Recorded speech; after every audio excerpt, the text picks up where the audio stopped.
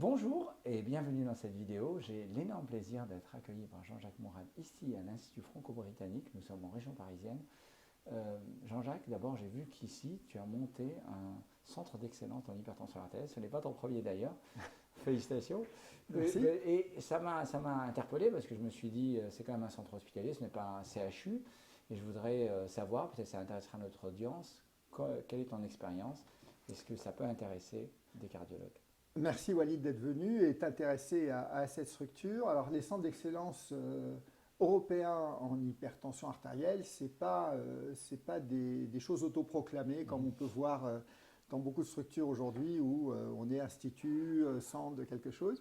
C'est une idée de Giuseppe Mancia à l'époque qui avait bien individualisé la problématique de l'identification de la compétence en recours en hypertension artérielle au sein d'une nébuleuse de spécialités qui peut concerner l'hypertension, la cardiologie tout naturellement, mais également la néphrologie, la médecine interne, l'endocrinologie et j'en passe. Et donc comment identifier des structures de recours pour des problématiques d'hypertension artérielle? Eh ben, il a décidé d'inventer ce label Centre d'excellence ESH en hypertension artérielle, qui aujourd'hui concerne plus de, je crois, 300 structures dans le monde, essentiellement européennes, mais pas que, et aujourd'hui 19 structures en France, dont 5 ou 6 maintenant en région parisienne.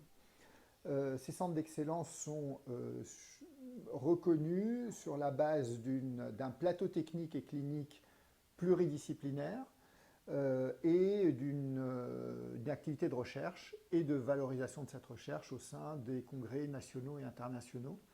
C'est un label qui est donné par un circuit très précis aujourd'hui. Il faut que la Société française d'hypertension donne son accord et que la Société européenne valide ce centre d'excellence pour un agrément qui est donné sur 5 ans avec une clause de revoyure, comme on dit, sur la base d'un cahier des charges d'activité.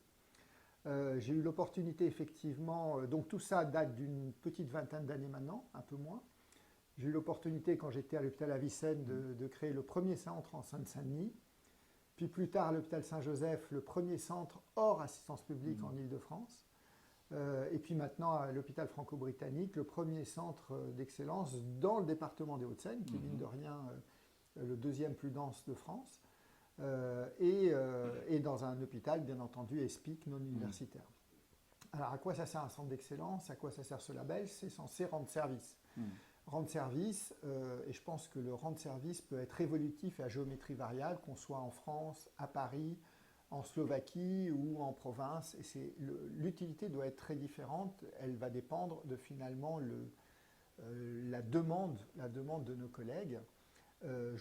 J'imagine que la demande n'est pas la même quand on est le seul centre d'excellence dans une province qu'en région parisienne où on n'est pas totalement encore en désert médical et il y a 4 structures très différentes d'ailleurs, plus ou moins lourdes.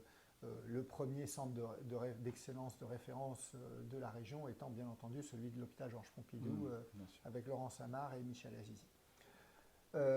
Quel peut être notre rôle aujourd'hui, en tout cas ma perception dans un ESPIC comme l'hôpital franco-britannique, c'est d'abord une analyse fine du besoin aujourd'hui. Et je partage une analyse qui est qu'aujourd'hui, contrairement aux années 80, la connaissance de la pharmacologie de l'hypertension et de l'hypertension s'est dégradée en médecine générale et j'allais dire, et pardonnez-moi, au risque de vous choquer, dans la cardiologie générale également. Vous êtes surspécialisé et c'était nécessaire pour répondre à des pathologies émergentes qui nécessitaient une surspécialisation, mais ça s'est fait aux dépens de cette cardiologie polyvalente qui connaissait très bien la pharmacologie cardiovasculaire de l'hypertension artérielle et des hypertendus.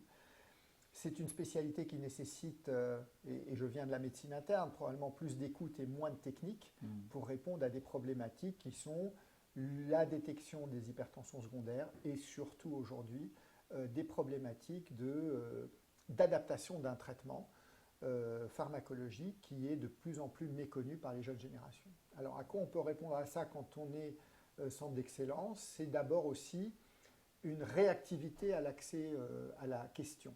Aujourd'hui, les structures lourdes ont parfois du mal, sont très fortes pour faire de la recherche brillante, faire des dosages compliqués, prendre les malades en hospitalisation pour faire ces bilans-là, mais parfois manque de réactivité pour répondre à une question que se pose un généraliste à 19 heures, etc. C'est pour ça que j'ai plutôt privilégié ici le développement de cette réponse rapide avec effectivement une téléexpertise qui a été mise en place, qui nous permet de répondre en moins de 6 heures à une question que se pose un collègue, généraliste ou spécialiste, face à une problématique, quelle qu'elle soit, d'ordonnance, de diagnostic.